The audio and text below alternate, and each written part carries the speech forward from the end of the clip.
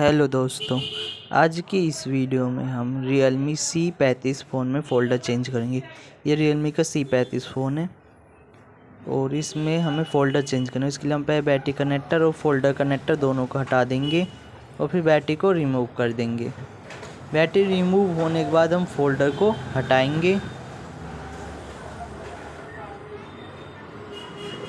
और अब हम इसके फ़ोल्डर को हटा देंगे।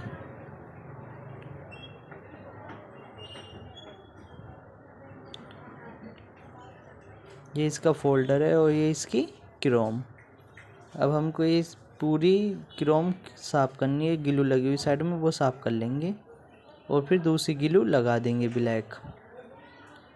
ग्लू लगाने के बाद हमको फ़ोल्डर इसमें पेस्ट करना है और फिर हम अच्छे से फ़ोल्डर को पेस्ट कर देंगे आराम से।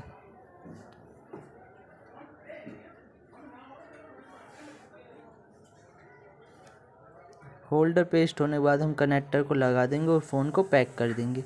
ये देखिए हमारा फ़ोल्डर कितना अच्छे से चल रहा है। ये हमारा Realme C35 मोबाइल है। आज की हमारी वीडियो कैसी लगी? वीडियो अच्छी लगी हो तो वीडियो को लाइक करें और हमारे चैनल को सब्सक्राइब करें। Thank you.